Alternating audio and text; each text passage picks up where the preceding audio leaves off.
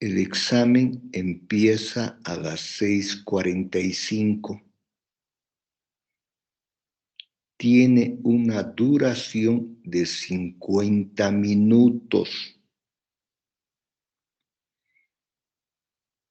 Por favor, entreguen un minuto antes, o sea, a los 49 minutos, para evitar problemas.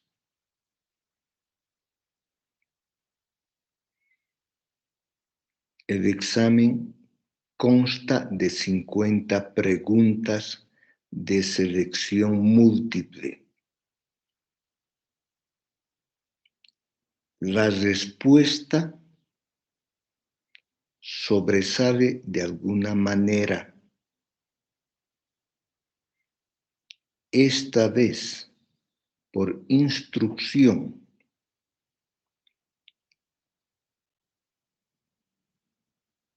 de la coordinadora del ciclo clínico, están ingresando historias clínicas, pero son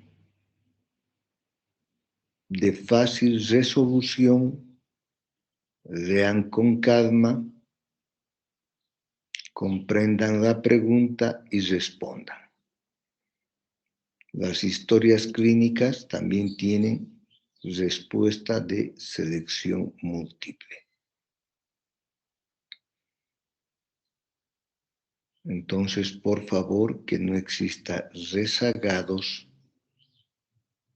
Vuelvo a repetir, el examen dura 50 minutos, empieza a las 6:45 de la mañana y para evitar problemas, por favor, entreguen un minuto antes.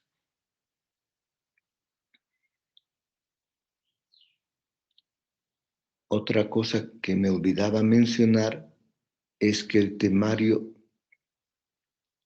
empieza con menopausia y para este examen es hasta fisiología de la reproducción, o sea, la última clase del día jueves, hasta la clase del anterior jueves. Por tanto, este tema de infertilidad ya no ingresa al examen.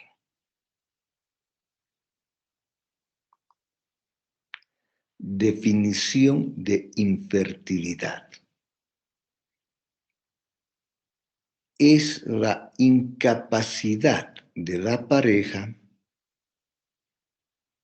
para lograr un embarazo después de 12 meses de vida sexual activa sin protección.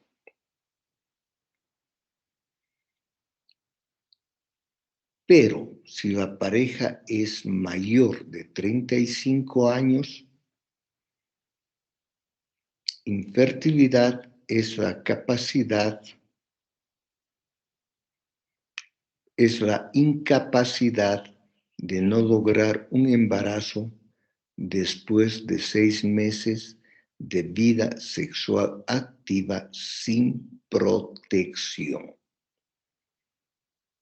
Fíjense, la edad, 35 años, es muy, muy importante para lograr un embarazo, sobre todo la edad materna.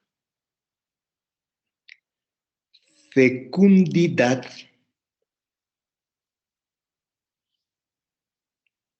es la probabilidad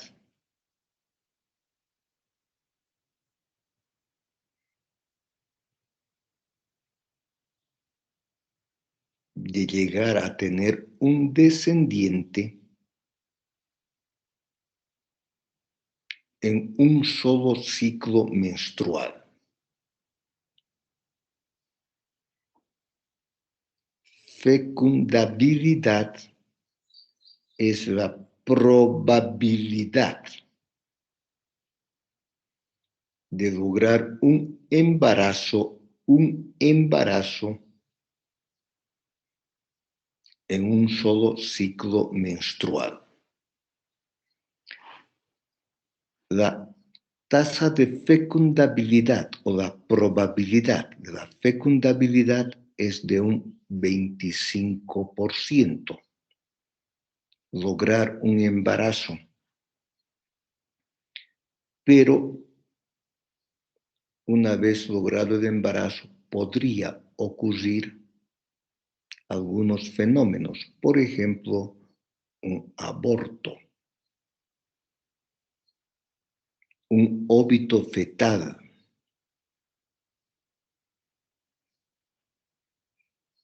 malformaciones congénitas incompatibles con la vida. En cambio, la fecundidad, que es de aproximadamente un 20% por cada ciclo menstrual, es la probabilidad de lograr un embarazo y que éste llegue a buen término, o sea, tener un descendiente.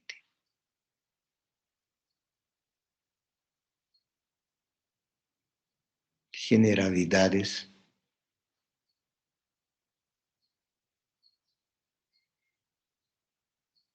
La fecundabilidad va disminuyendo con el paso del tiempo. Sobre todo, disminuye con el aumento de la edad materna.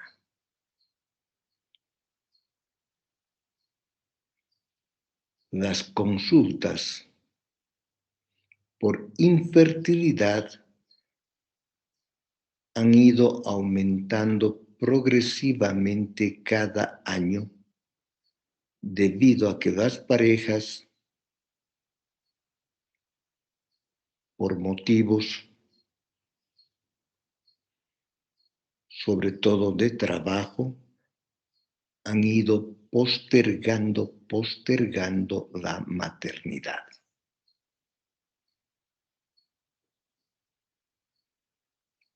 Un 10% de las parejas consulta por infertilidad. Y sobre todo, son las mujeres las que acuden con mayor frecuencia a consultas por infertilidad.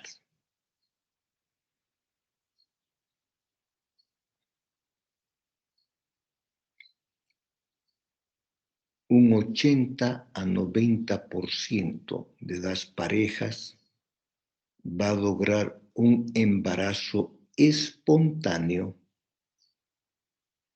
en los primeros 12 meses de vida sexual activa sin protección. Repito, un 80 a 90% de las parejas con vida sexual sin protección logra el embarazo y tener un descendiente en los primeros 12 meses.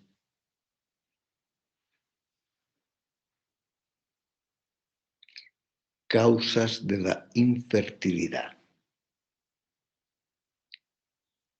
En este caso, el estudio de la infertilidad es de la pareja, de ambos, tanto de la mujer como del hombre.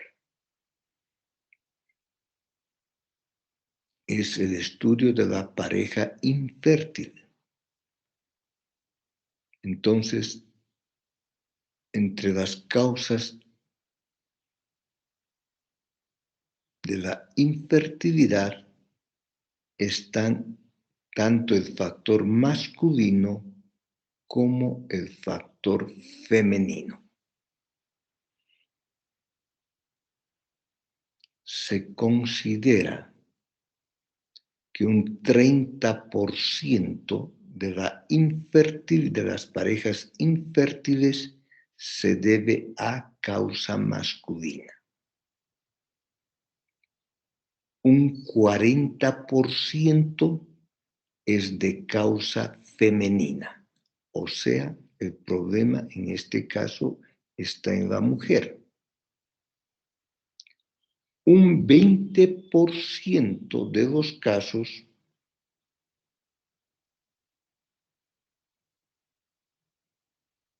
es de causa femenina y masculina simultáneamente. Y un 10% de la infertilidad se debe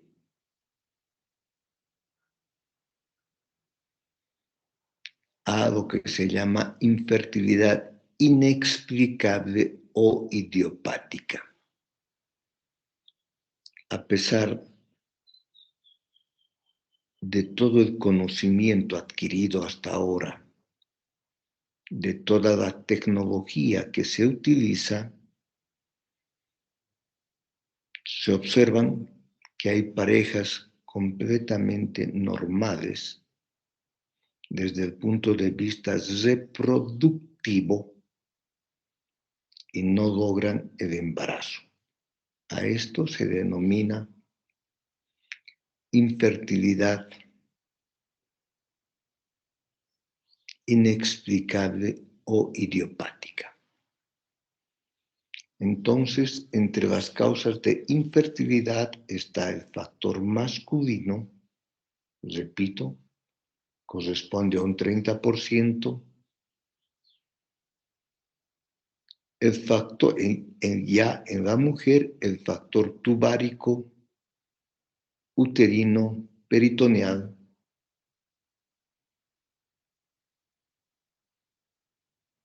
que corresponde a un 45%, el factor ovárico, básicamente la anovulación, que corresponde a un 35%.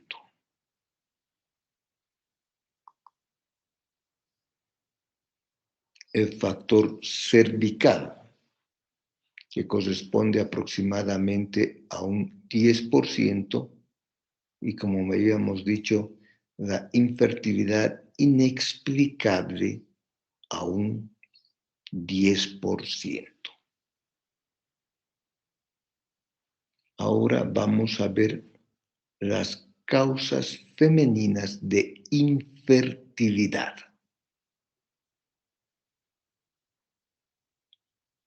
La disfunción ovulatoria. En estos casos existen problemas con la ovulación femenina. Recuerden que la mujer, cuando ovula, en condiciones normales, ovula un solo ovocito, un solo óvulo cada mes, y que este óvulo es viable solo por 12 a 24 horas. Entre las causas de disfunción ovulatoria, la más frecuente, la causa más importante, se debe al síndrome de ovarios poliquísticos. Pero también está la edad materna avanzada, la insuficiencia ovárica primaria y la amenorrea hipotalámica. El síndrome de ovarios poliquísticos es un cuadro de etiología no clara, caracterizado por oligoovulación o anoovulación.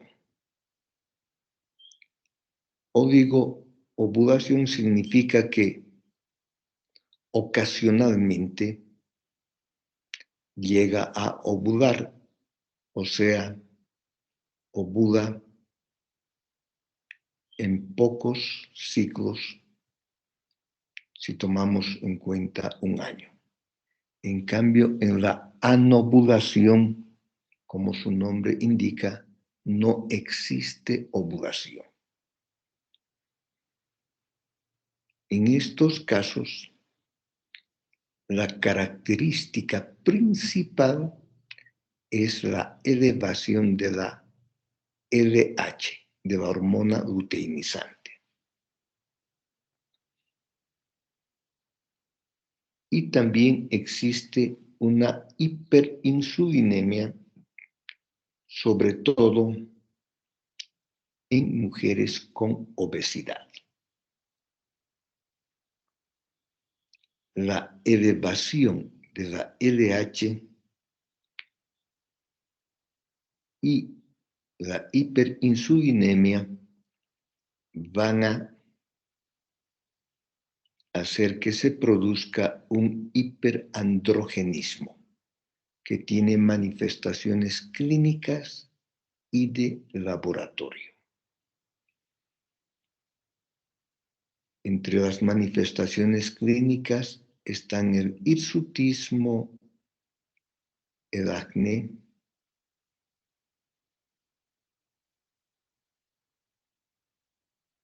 desarrollo muscular,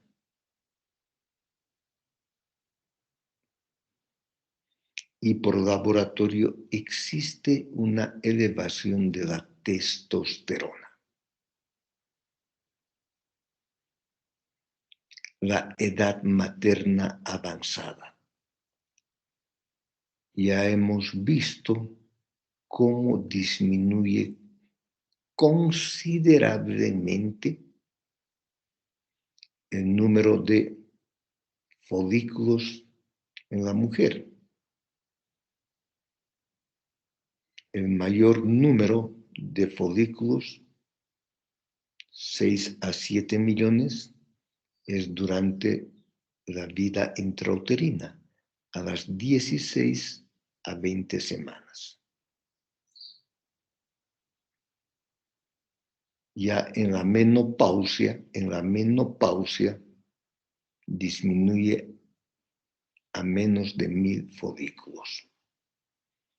Por tanto,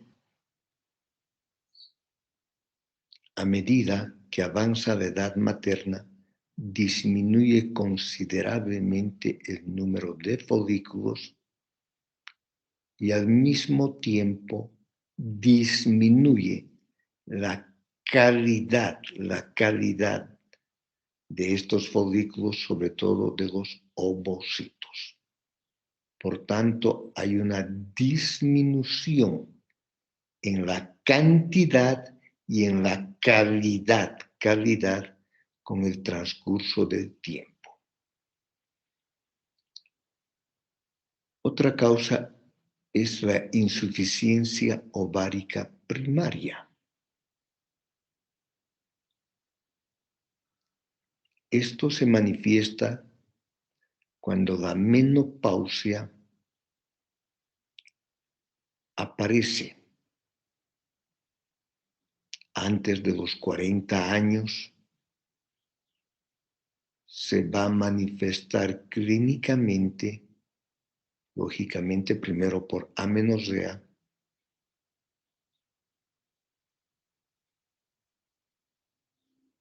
precedida de irregularidades menstruales, de oleadas de calor, de sudoración nocturna, de sequedad vaginal. Esta insuficiencia primaria, ovárica primaria, puede deberse a factores cromosómicos, puede deberse a desórdenes inmunológicos, puede deberse a radiación, a quimioterapia, y el consumo de tabaco puede hacer o adelantar la menopausia. La amenorrea hipotalámica, ustedes recuerdan que el hipotálamo produce la hormona liberadora de gonadotropinas. Estas hormonas se producen en el núcleo arcuato del hipotálamo, y la hormona liberadora de gonadotropinas es la hormona que va a controlar el sistema endocrino de la reproducción. En estos casos, generalmente, un estrés muy intenso, la anorexia, actividad física excesiva, van a alterar la descarga pulsátil de la hormona liberadora de gonadotropinas. Por tanto, no va a estimular adecuadamente a la hipófisis y, como consecuencia, no va a haber liberación adecuada de FSH y LH. Y esto va a conducir o provocar una anovulación y amenorrea.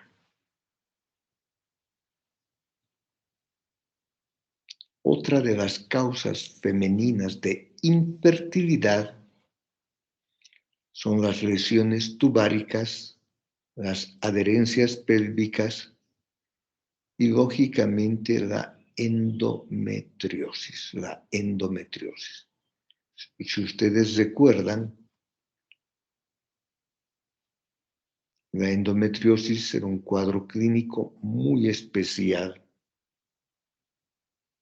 y que se presentaba principalmente en mujeres en edad reproductiva.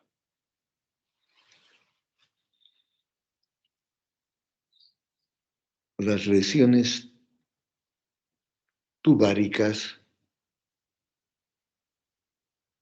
pueden deberse a procesos infecciosos, sobre todo como la gonorrea, la clamidia, que pueden obstruir las trompas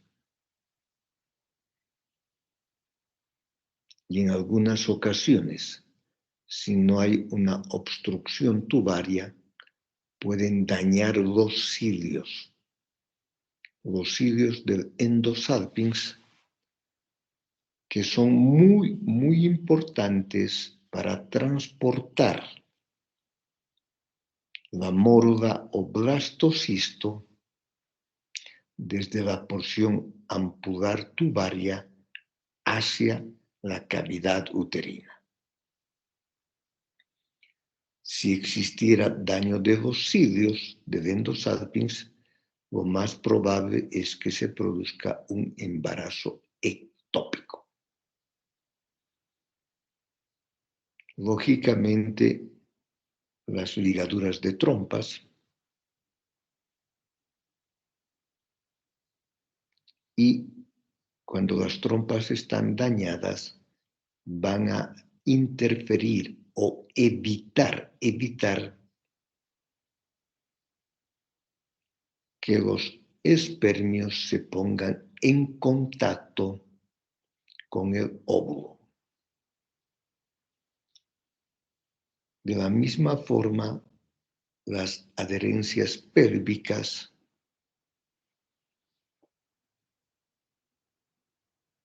pueden favorecer la obstrucción tubaria. Los procesos inflamatorios dentro de la cavidad pélvica pueden provocar adherencias. Es frecuente observar adherencias después de una laparotomía, por ejemplo, una laparotomía para una cesárea, para una apendicectomía.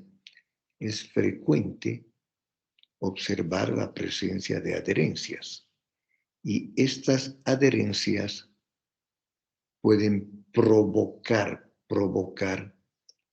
una flexión de las tubas y no se olviden que el lumen de las tubas por donde tiene que pasar, deben pasar los espermios, es de 1 milímetro.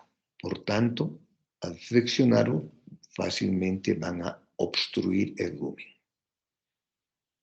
La endometriosis también sabemos que es una causa muy importante de infertilidad debido a las reacciones inflamatorias que provoca y también puede favorecer las adherencias. Factor uterino y cervical. A nivel del útero,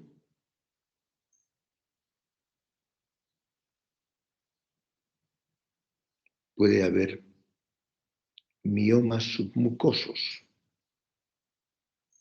puede haber adherencias, bridas intrauterinas, como en el caso del síndrome de Asherman. Puede existir un endometrio que no es apto para una implantación adecuada del blastocisto.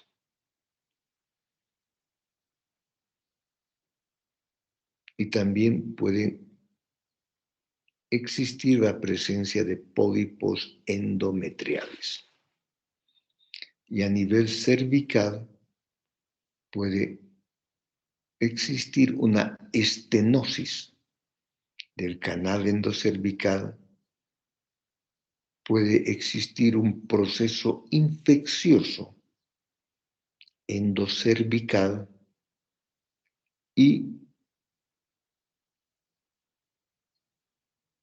puede que el moco cervical no sea apto en cantidad y calidad que permitan y favorezcan la penetración y ascensión espermática. Quiero recalcar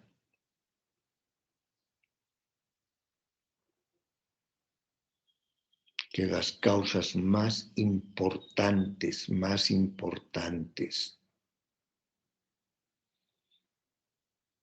de infertilidad femenina son, 1, los trastornos ovulatorios y 2,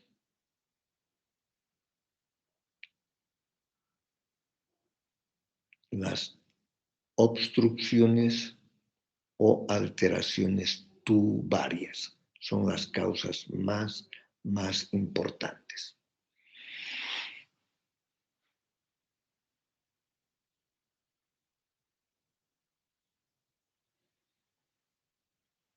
Factor masculino de la infertilidad. Dijimos que el factor exclusivamente masculino corresponde aproximadamente a un 30% de la causa de la infertilidad. Entre las causas masculinas están la idiopática, o sea, de causa desconocida y que corresponde a un 40 a 50% de la infertilidad masculina. Puede deberse a oligospermia, azospermia, astenospermia o morfología anormal de los espermios. Luego está la enfermedad testicular primaria, que corresponde a un 30 a 40%. En esta causa sí se conoce que los testículos no funcionan o tienen un daño que afecta la producción de espermios. Puede ser congénita, por ejemplo, un varicocele.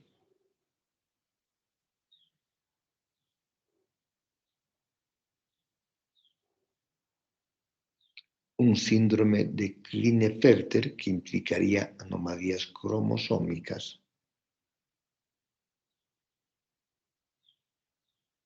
Puede existir hipospadias.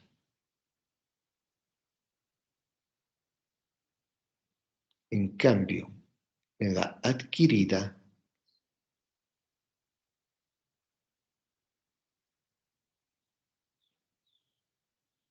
puede haber antecedentes de parotiditis, puede haber hipertermia, puede haber exposición a radiación, puede haber uso de quimioterapia que lógicamente van a dañar la función de los testículos. Desórdenes del transporte de los espermios. Una vez que se produce los espermios, una vez que se produce su transformación, o sea, la espermatogénesis, estos espermios deben ser transportados a las vesículas seminales. Y puede haber alteraciones a nivel del epidídimo, puede haber alteraciones, obstrucciones en el conducto deferente. Y de esta manera, pues, existe un desorden en el transporte. Y finalmente, puede deberse a una enfermedad hipotalámica pituitaria. Esta es una causa poco frecuente de infertilidad masculina que corresponde al 1 a 2%. En estos casos, podría deberse también a tumores tanto en el hipotálamo como en la hipófisis.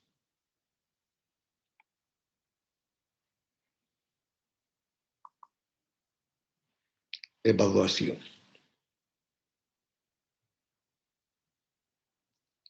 Es necesario recordar que las parejas que acuden a consulta por infertilidad ya son parejas de alguna forma sometidas a bastante presión. El hecho de no lograr un embarazo cuando la pareja desea y busca insistentemente un embarazo implica mucho estrés e inclusive un sentimiento de culpabilidad. En estos casos es necesario tener una primera entrevista simultáneamente con ambos miembros, tanto con la mujer y el hombre. Después, posteriormente, sería bueno tener otra consulta, otra entrevista por separado, tanto con la mujer como con el hombre. Porque en muchas ocasiones la mujer o el hombre pueden revelar o dar información que por algún motivo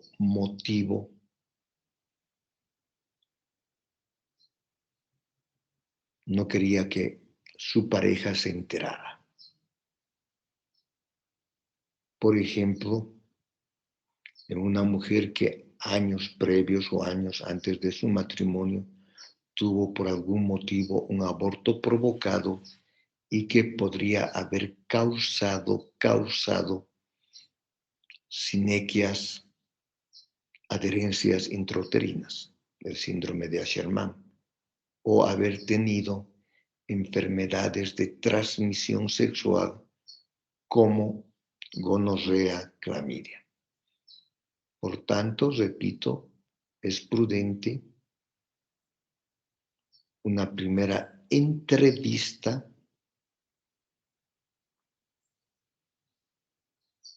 con la pareja simultáneamente y luego por separado. Es fundamental efectuar una historia clínica completa con todos los antecedentes necesarios. Es necesario determinar el tiempo de la infertilidad, cuánto tiempo ya están buscando tener un descendiente. Es necesario determinar la frecuencia coital. Recuerden que la ventana de la fertilidad es de apenas 6 días y que debe haber en esos 6 días de preferencia relaciones sexuales diarias o por lo menos pasado un día. Es necesario averiguar si ya realizaron algún tratamiento y cuál fue el resultado. Es necesario determinar si hubo o no antecedentes de enfermedades de transmisión sexual, de cirugías pélvicas previas, de lesiones traumáticas a nivel de los testículos, antecedentes de criptorquidia, antecedentes de parotiditis. Es necesario determinar si en la familia existe o no alteraciones en la fertilidad.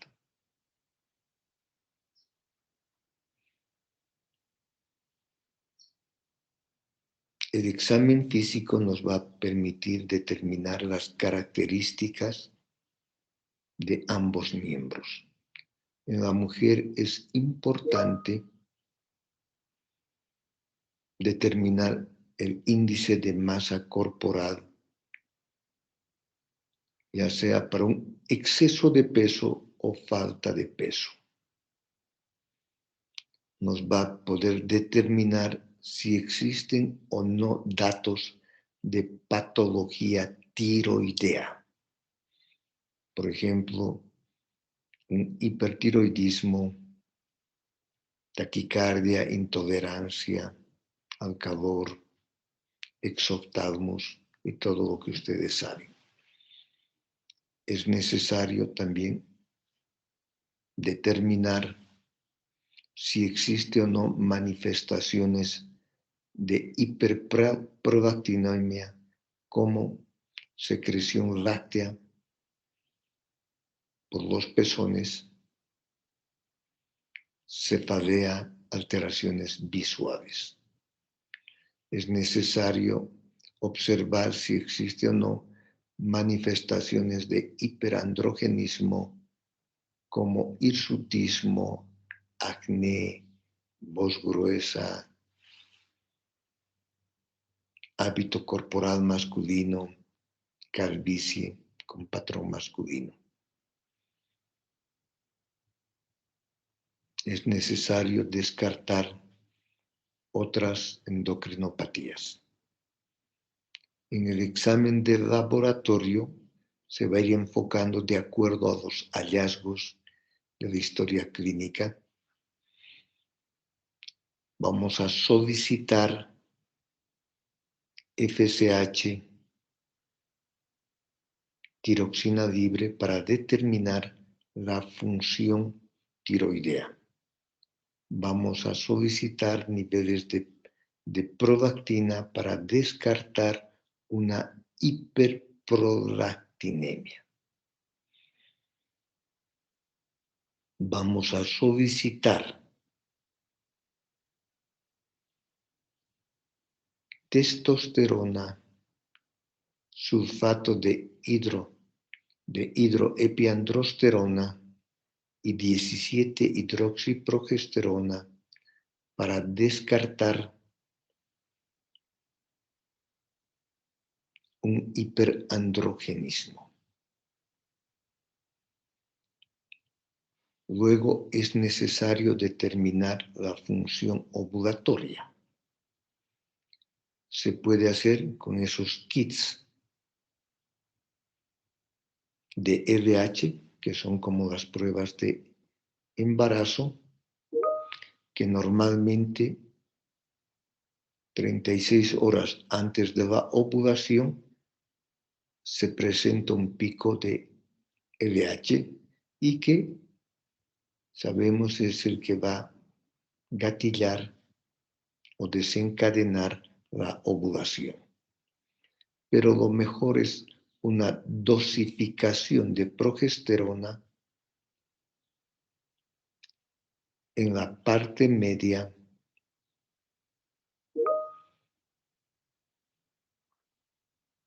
de la fase lútea, o sea, aproximadamente el día 21 a 23 del ciclo menstrual.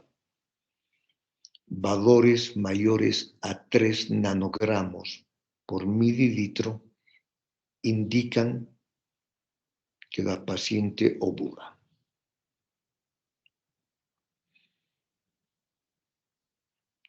También es necesario actualmente en estas pacientes efectuar pruebas de reserva ovárica. No se olviden que con el transcurso de los años disminuye la cantidad y la calidad de los ovocitos. Y para esto se efectúa la prueba de la reserva ovárica. En estos casos se dosifica la FSH el tercer día del ciclo menstrual. Una FSH mayor de 20 miliunidades internacionales por ml indica una baja reserva ovárica. Repito, esta dosificación de FSH debe hacerse al tercer día del ciclo menstrual, segundo a cuarto día, pero generalmente tercer día. Si los valores son mayores a 20 miliunidades internacionales por ml, significa que existe una baja reserva ovárica. Luego la hormona antimulleriana que se produce en los folículos preantrales o antrales iniciales. Un valor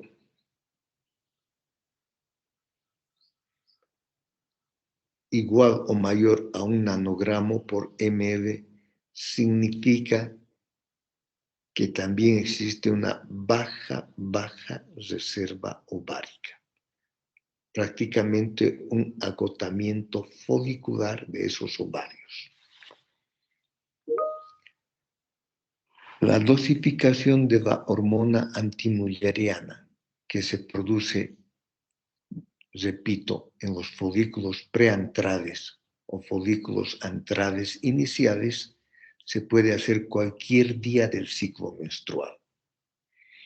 Y finalmente el recuento de los folículos antrales, que también debe hacerse el tercer día del ciclo menstrual.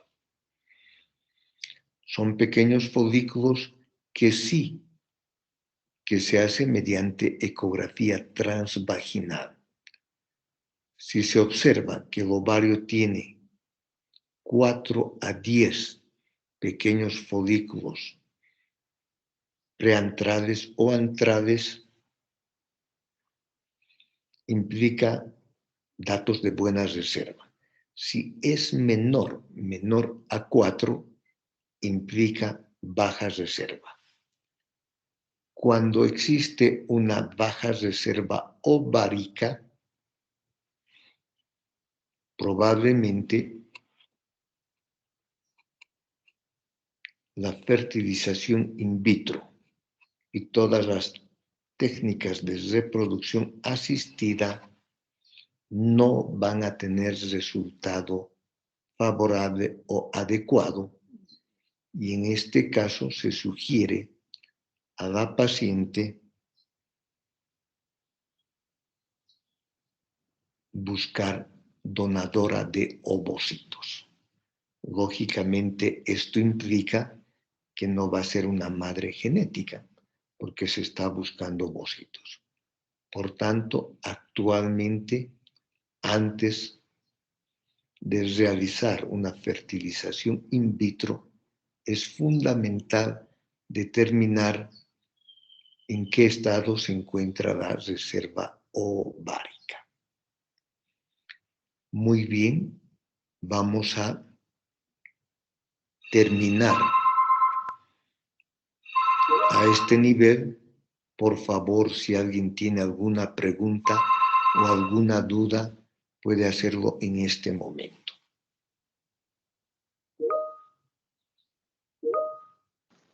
Doctor, el Sí, examen es hasta el último que avanzamos el día lunes, ¿verdad?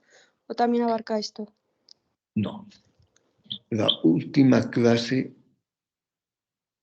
fue fisiología de la reproducción, nada más.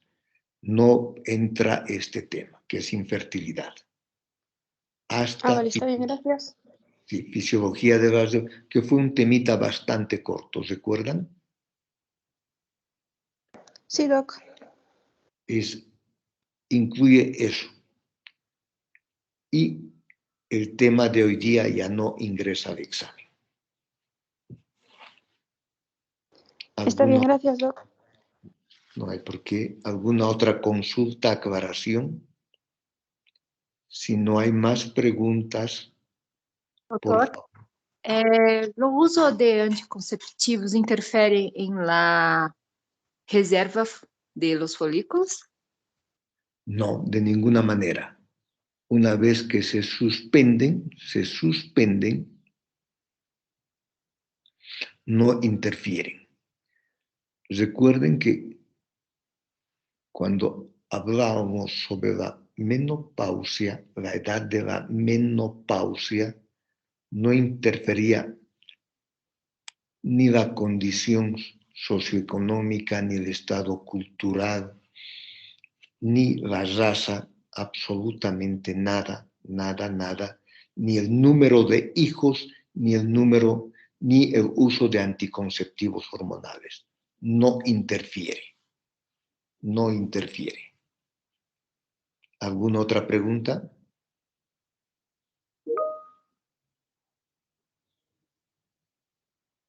Si no hay más preguntas, terminamos aquí la clase y por favor no se olviden mañana 6:45. El examen dura 50 minutos y por favor entreguen 1 minuto antes para evitar problemas. Les deseo buena suerte en el examen y espero que con este cuarto parcial la mayoría de los alumnos ya definitivamente esté eximido. Que tengan buen día. Hasta mañana.